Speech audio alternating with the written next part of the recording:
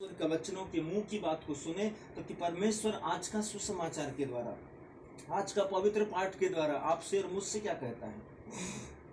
इस बात पर ध्यान रखें, इस बात पर विचार करें, इस बात को चिंतन करें। और जब आप सुसमाचार सुने, ये क्या है? ये जीवित परमेश्वर की मुंह की बात है, जो मुंह से निकलती है। तो यदि वो कहता है कि सूर्य बन जा, तो सूर्य बन जाएगा। यदि वो कहता है रक्तस्रावित पीड़ित स्त्री के रोग दूर हो जाए, तो वो दूर हो जाएगा। यदि वो बोलता है कि अंधे की आंख ठीक हो जाए, यदि वो बोलता है कि कोढ़ी के रोग दूर हो जाए, यदि वो बोलता है कि मृत लाजरुस जिसका शरीर सड़ चुका है, उसके अंदर वापस से एक नया आत्मा आ जाए, एक नई आंखें आ जाए, नए कान आ जाए, नए दिल गुर्दे और फेफड़े आ जाए, नई किडनी और लीवर आ जाए, और नए नस नाड़ियां आ जाए, और उसका शरीर के अंदर उसकी हड्डियां जो गल गई है, उसका मांस जो गल गया है, उसमें नया मांस चढ़ जाए, स्नायु चढ़ जाए, और वो एक स्वस्थ व्यक्ति के रूप में कब्र से बाहर आ जाए। वो परमेश्वर यहाँ पर है, वो सर्वशक्तिमान ईश्वर यहाँ पर है, वो अद्भुत युक्तियां करने वाला ईश्वर यहाँ है। यदि वो बोल दे कि इस बर्थोलोमी की आंखें इसी समय चंगी हो जाए, चाहे वो थूक ही लगा दे मिट्टी पर से उठाकर, तो उस थूक से उस मरी हुई आंख जो देख नहीं सकती, वो मरी हुई आंख जो निर्जीव है, जो निष्क्रिय आंख है, वो भी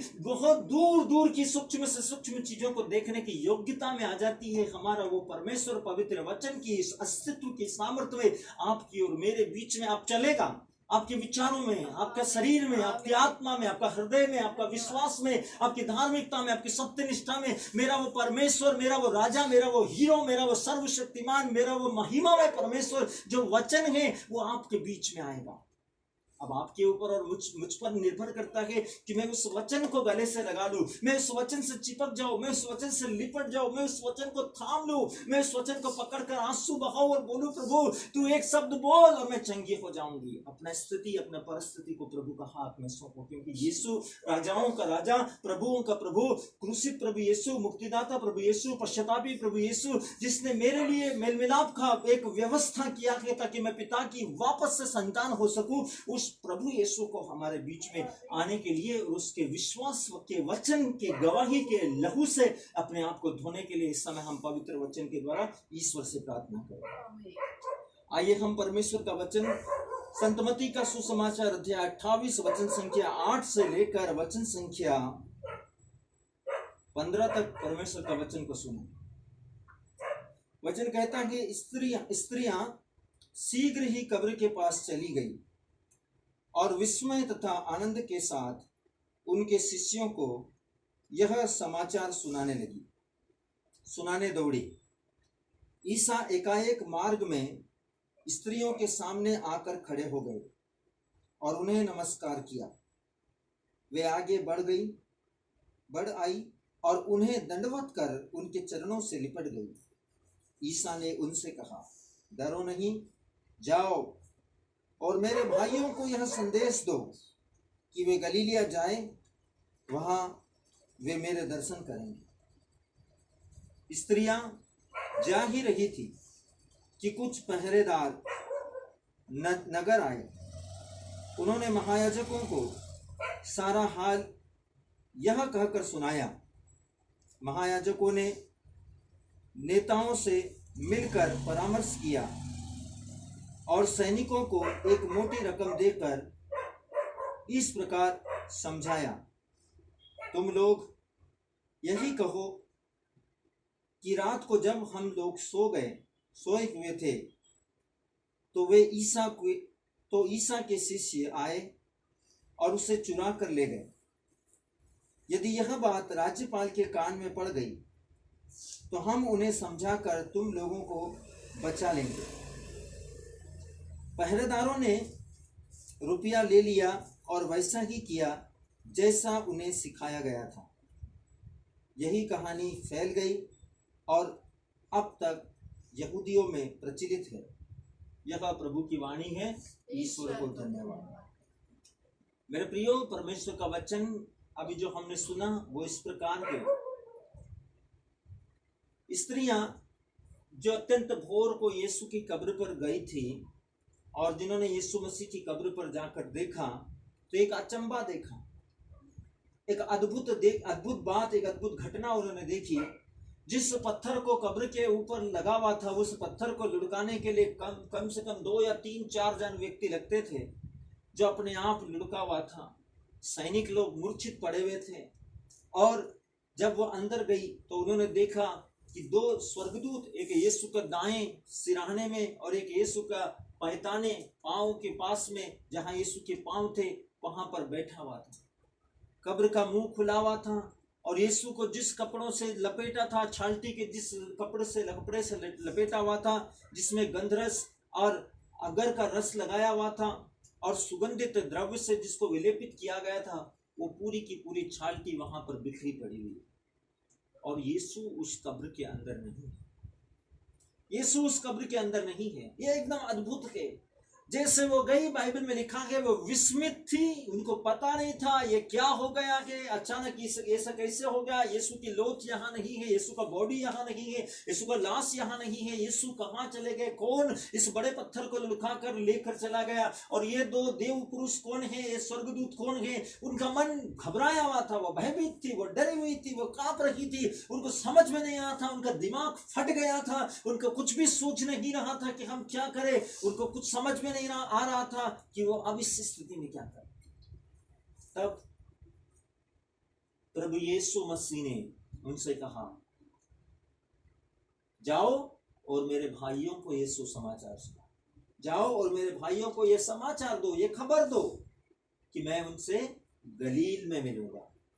मैं उन्हें कहाँ मिलूंगा? गलील में मिलूंगा। यीशु ने कहा जाओ और उन्हें सुसमाचार दो, मैं उन्हें गलील में मिलूंगा, मैं उन्हें यहाँ नहीं मिलूंगा, मैं गलील में मिलूंगा।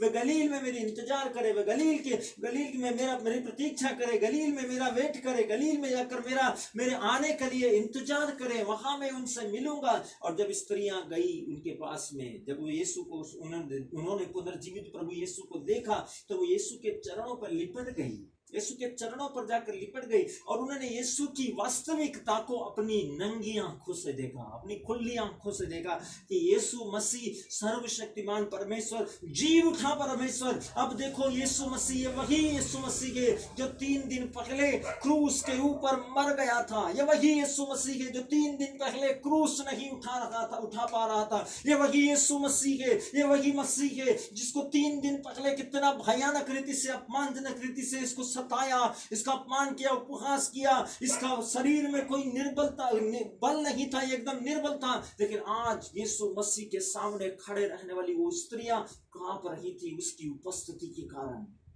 कांप रही थी, डर रही थी, भयभीत थी, क्योंकि स्वर्गदूत उसके सामने नतमस्तक थे, महादूत उसके सामने नतमस्तक थे, वे उसकी सेवा में थे। मेरे प्रियो, जब वो खड़ा हुआ, उसने कहा जाओ और मेरे भाइयों को समाचार सुनाओ, जाओ और मेरे भाइयों को समाचार सुनाओ। मेरे प्रियो, सर्वशक्तिमान ईश्वर यीशु मसीह ने उनसे कहा जाओ और मेरे भाइयों को समाचार सुनाओ। जब वे गए समाचार सुनाने के लिए, तब मेरे प्रियो क्या हुआ? देखो मेरे भाई और बहनों, परमेश्वर का वचन में लिखा, उन्होंने यीशु के ऊपर झूठे अभियोग लगाए थे। किन लोगों ने? फरीसी और शास्त्रियों ने झूठे अभियोग लगाए थे, झूठे गवाह लेकर आए थे। उन्होंने यीशु को पकड़वाने के लिए उनके शिष्य को लालच दिया, और 30 चांदी के सिक्के, यीशु मसीह की मृत्यु की कीमत तय की गई, और उन 30 चांदी के सिक्कों में उन्होंने यीशु मसीह का निर्दोष रक्त का सौदा किया। उसके बाद उन्होंने यीशु को धोखे से पकड़वाया, शिष्य को प्रलोभन में लेकर गेत्सेमनी की बारी में, जहां यीशु अक्सर जाता था, उस स्थान का पता लगवाया, और उस जगह पर उसके साथ जाकर उसको पकड़वाया, चुंबन से, प्यार का चुंबन से, धोखे से पकड़वाया। उसके ऊपर अभियोग लगाया गया, उसके ऊपर झूठे आरोप लगाए गए, उसको झूठ के द्वारा सताया गया, झूठ के द्वारा उसको मारा गया, झूठ का सहारा लेकर उसकी खिल्ली उड़ाई गई, झूठ का सहारा लेकर उसका उपहास किया गया, झूठ का सहारा लेकर उसका अपमान किया, खेदित किया, उसको टॉर्चर किया, उसको पीड़ित प्रताड़ित किया, उसको असहनीय वेदनाएं दी। झूठ का सहारा लेकर उसके ऊपर 6666 39 करके इतने भयानक कोड़े उस पर बरसाए, उसका शरीर लहूलुहान हो गया। उस झूठ का सहारा लेकर उसके ऊपर लाल चौगा पहनाया, झूठ का सहारा लेकर उसके ऊपर कांटों का मुकुट पहनाया, झूठ का सहारा लेकर उसके ऊपर क्रूस को लाद दिया, झूठ का सहारा लेकर उसके ऊपर यह लिख दिया दोष पत्र में, यहूदियों के राजा प्रणाम। झूठ का सहारा लेकर उसे क्रूस के ऊपर गेत्सेमनी की बारी से लेकर राज्यपाल का पिलातुस का भवन और पिलातुस का भवन से लेकर कलवरी की, पहाड़ की, कलवरी की, टेकड़ी की, उस गोलगोथा नामक स्थान पर यीशु को मारते मारते वे क्रूस के साथ में लेकर गए और वहां उन्होंने यीशु को क्रूस के ऊपर चढ़वा दिया। और ये सारा पूरा जितना भी प्लानिंग था, ये पूरा जितना भी योजना था, इसमें एक भी सत्य नहीं था, क्योंकि सिंहासन पर बैठने वाला राज्यपाल पिलातुस ने गवाही दिया, मैं इस व्यक्ति के विषय में कोई दोष नहीं पाता। उसने यीशु को निर्दोष पाया और उसने यीशु को मुक्त करने के उपाय खोजे, लेकिन जनता के दबाव में और अपनी सत्ता न चले जाए इस बंधन के बोझ से, इस लालच से उसने यीशु के विषय में निर्णय दिया। जब उसको हेरोदेस के पास में ले गए, हेरोदेस यीशु पर कोई दोष नहीं लगा पाया, इसलिए वो उसे हन्ना और कैफा के पास ले गए। जब हन्ना और कैफा उस पर दोष नहीं लगा पाए, तब उन्होंने षड्यंत्र के द्वारा उन्होंने फिर पिलातुस के पास में लेकर आए और फिर पिलातुस के ऊपर जोर दिया, पिलातुस के ऊपर जबरदस्ती करवाई, पिलातुस के मजबूर किया, पिलातुस के को प्रेशराइज किया और पिलातुस ने यीशु मसीह को अपनी सत्ता चले जाने की वजह से यीशु मसीह को क्रूस पर चढ़ाने का दंड दे दिया। सारा प्लानिंग था जो वो झूठ से शुरू हुआ था, झूठ से शुरू हुआ था मेरे प्रियो। और यहाँ परमेश्वर का वचन कहता है जब यीशु जी उठा और पहरेदार वही थे जिन्होंने उस जी उठने की घटना को देखा, जैसा यीशु क्रूस पर मरा और भूकंप हुआ, चट्टानें तड़क गई और पृथ्वी हिल गई और भयानक रीति से सर्वशक्तिमान की सामर्थ्य प्रकट हुई। तो जब इस प्रकार का यीशु का मृत्यु के समय हुआ, तो यीशु का पुनरुत्थान के समय क्या हुआ? उससे भी ज्यादा हुआ। शिष्य जानते थे और स्त्रियां जानती थी और उन लोगों ने देखा था और वहां के सिपाही लोग जानते थे कि यहाँ पर क्या हुआ। लेकिन फरीसी और शास्त्रियों ने क्या किया? फरीसी और शास्त्रियों ने जो हाल सिपाही और पहरेदारों ने उनको बताया कि वहां ऐसा हुआ, उन्होंने उसको पैसे का लालच दिया, जैसे यूदास इस्करियोती को लालच दिया था। वो पैसे का लालच दिया और मोटी रकम उनको दे दी और मोटी रकम देकर उनसे कहा कि जैसा हम तुमको बोलते हैं वैसा कहना, और यदि तुम राज्यपाल तुम पर कुछ नाराज होता है तो उस बात को हम संभाल लेंगे, हम संभाल लेंगे उस बात को, लेकिन हम जैसा बोलते हैं वैसा तुम करना। और उन्होंने यीशु मसीह के बारे में एक झूठी अफवाह उड़ा दी कि यीशु, हम रात में गहरी नींद में सो गए थे, तब यीशु के शिष्य आकर उसे ले गए। यीशु के शिष्य उसे आकर कैसे ले जा सकते हैं मेरे प्रिय? ये विश्वास की बात है। जो यीशु के साथ में क्रूस के मार्ग में नहीं चल पाए, जो यीशु के समय, यीशु को प्राणदंड के समय गेत्सेमनी की बारी से भाग खड़े हुए, जिसके लिए पिलातुस ने 3 बार स्वीकार कर दिया, वो यीशु को चुरा कर ले जाने का, उस सख्त पहरों का बीच में से यीशु को चुरा कर ले जाने का हिम्मत कैसे कर सकते थे? वे डरे हुए थे, घबराए हुए थे, वे तो आंसू में थे, तनाव में थे कि उनका जो लीडर है, उनका जो प्रभु है, उनका जो गुरु है, वो किस तरीके से सता कर मार दिया गया है। उनका दिल भारी था मेरे प्रियो, वो यीशु को चुरा नहीं सकते। लेकिन फरीसी और शास्त्रियों ने एक प्लानिंग बनाया जो आज तक है, जो आज तक इस दुनिया के अंदर प्रचलित है। लेकिन पेतरुस ने इसका गवाही दिया, पेतरुस ने इसका गवाही दिया, यहूदी भाइयों, जिस मसीह को तुमने 3 दिन पहले क्रूस पर चढ़ाया, वे जी उठा के, सर्वशक्तिमान परमेश्वर, उसका वचन कहता है कि वो जी उठा के, और उसने पहला चमत्कार वहां एक उस नगर के, उस यरूशलेम मंदिर के फाटक के पास में एक लंगड़ा व्यक्ति, जो जन्मजात लंगड़ा था, जो हमेशा वहां भीख मांगा करता था, जिसे पेतरुस ने यीशु मसीह के समय कई बार देखा था, उससे यीशु ने इसीलिए चंगा नहीं किया था कि यीशु के पुनरुत्थान के बाद पेतरुस उसे चंगा करे और यीशु मसीह के जीवित होने की गवाही दे। Hallelujah, hallelujah, hallelujah, hallelujah. इसीलिए मेरे प्रियो, आज कलीसिया के विश्वासियों के मध्य जब पासवान या पास्टर या पुरोहित या विश्वासी या धर्म संगी जब प्रार्थना करते हैं, जब चमत्कार होती है, तो ये वो प्रमाण है जिसको दबाने के लिए फरीसी और शास्त्रियों ने झूठी अफवाह सुनाई थी कि यीशु के शिष्य उसके लाश चुरा कर ले गए, वे मरा है और जी नहीं उठा।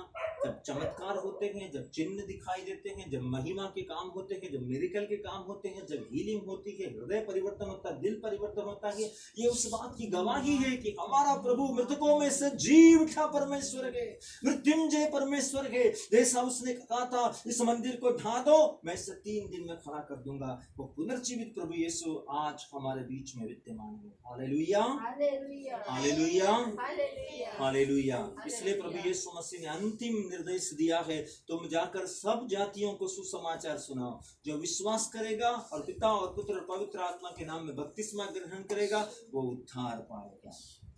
अभी हमारे जिंदगी के अंदर हम उस अनुग्रह को जो हमने खो दिया था अदन का बाग में, एक मनुष्य के द्वारा आदि माता पिता आदम और हेवा का पाप की गलती के द्वारा, अनाज्ञाकारिता के द्वारा, उससे हम यीशु मसीह की धार्मिकता बपतिस्मा के द्वारा उसकी मृत्यु को ग्रहण कर कर, उसके पुनरुत्थान को धारण कर कर पुनर्जीवित प्रभु यीशु की महिमा में उस ईश्वर की सामर्थ्य को, अनश्वर महिमा को, जिसके बाद हम कभी मरेंगे नहीं, अनंत जीवन में तब्दील हो जाएंगे, अनंत परमेश्वर की महिमा के देह में बदल जाएंगे, उस अनश्वर परमेश्वर की महिमा पवित्र आत्मा की सामर्थ्य को ग्रहण करने के द्वारा, विश्वास के द्वारा हम उसके पुनरुत्थान की महिमा बनते हैं। Hallelujah, hallelujah, hallelujah. यीशु का स्तुति हो, ईश्वर को धन्यवाद, पिता की स्तुति हो, पिता को धन्यवाद। Hallelujah, hallelujah, hallelujah.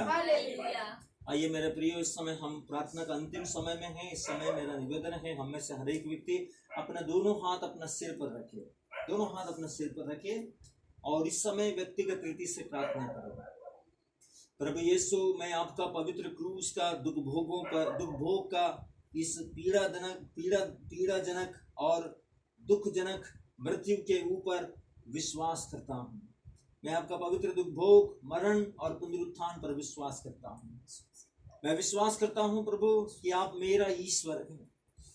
आप मेरे लिए इस दुनिया में आए, आपने मेरे लिए जन्म लिया, आपने मेरे लिए क्रूस का असहनीय दुख और मृत्यु को स्वीकार किया। आपने मेरा पाप का कीमत को चुकाने के लिए अपना जीवन को दिया, क्योंकि पाप का कीमत तो मृत्यु है, और आपने अपना पवित्र जीवन देकर आपका मृत्यु के द्वारा मेरा जीवन को बचा लिया है। आपका धार्मिकता के इस जीवन के लिए मैं विश्वास करता हूँ आपके पुनरुत्थान पर, कि आप तीसरे दिन मृतकों में से जी उठे हैं और अब आप पिता के दाहिने सिंहासन पर विराजमान है। और मैं विश्वास करता हूं प्रभु कि आप न्याय के दिन हम सबका न्याय करने के लिए फिर आएंगे और सब लोगों का न्याय करेंगे। हे प्रभु, मैं आपके इस अनंत प्रेम और दयालु कृपा और इस अनुग्रहकारी उद्धार के लिए, जिस पर मैंने विश्वास के द्वारा आपके पवित्र नाम को स्वीकार करते हुए आपको अपना प्रभु और उद्धारकर्ता के रूप में ग्रहण किया है, इसके लिए मैं धन्यवाद देता हूँ सारे दिल से। हे प्रभु, इस विश्वास के द्वारा मैं और मेरा घराना अनंत जीवन प्राप्त करे। आमीन, आमीन, आमीन। हे सर्वशक्तिमान ईश्वर, इस गवाही के द्वारा प्रभु मैं विशेष रूप से प्रार्थना करता हूँ प्रभु, यहाँ उपस्थित हम में से हर एक व्यक्ति जो किसी भी प्रकार की बीमारी, समस्या, पीड़ा, असफलता, वैश्विक महामारी का संक्रमण, रोग, दुख, तकलीफ, परेशानी, बीमारी, अशांति, अंधकार की शक्तियां, विशेष करके प्रभु इस समय हमारा आस पड़ोस में रहने वाले जितना भी परिवार या उनके बीच में प्रभु दुख है, तनाव है, झगड़े हैं, बुरी आदतें हैं, बीमारियां हैं, श्राप है, उनका बंधन से वे आजाद हो, वो मुक्त हो, वे चंगे हो। प्रार्थना करते हैं प्रभु यीशु मसीह के नाम से, यीशु मसीह का दूत आज की रात यीशु मसीह के नाम से उन सब लोगों को, यहाँ उपस्थित हम में से हर एक व्यक्ति को यीशु का रक्त की शक्ति से पूर्ण रूप से धोकर हर एक बीमारी, परेशानी, लाचारी, आफत, मुसीबत, संकट, बाधाओं से मुक्त कर और हमारे सब अभिलाषाओं को पूरा करे और यीशु मसीह की गवाह होने के लिए हमें पवित्र आत्मा का मंदिर बनाए। ये प्रार्थना करते यीशु मसीह के नाम में। आमीन,